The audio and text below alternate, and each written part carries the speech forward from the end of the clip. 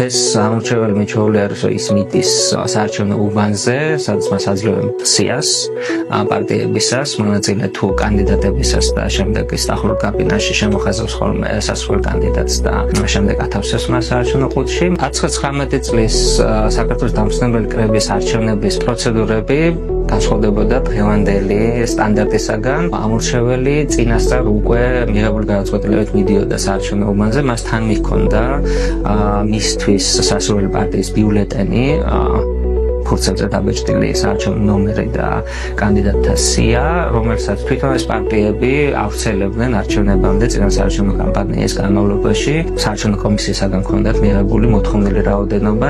ეს ბიულეტენები აუცილებლად იყო სახელმწიფო ენაზე, ქართულ ენაზე, თუმცა ეთნიკურად მრავალფეროვანი რეგიონებისთვის ასევე პარტიებს შეეძლოთ, რომ სხვა ენებზეც ყოფილიყო, ასე ვთქვათ, წარწერები და საკანდიდატო სიები. გამარტივებისთვის არჩევანისა დამატებით საქართველოს დამსვენებელი კრების არჩევნებისას მიღებული იქნა გადაწყვეტილება, რომ თვითონ საარჩევნო უბნებზეც დაწყობილი იყო ყველა მონაწილე 15 პარტიის ბიულეტენები. შეეძლო უკვე საარჩევნო კაბინეტში აეღო კონკრეტული სასურველი პარტიის ბიულეტენი ამორჩეველს, მოეთავსებინა ეს კონვერტში, შემდეგ კომისია დაალუქავდა ამ კონვერტს, ჩააგდებდნენ ყუთში და შემდეგ უკვე ეს არჩევნები დასრულდებოდა, იმდენარეობდა ხმების დათვლა.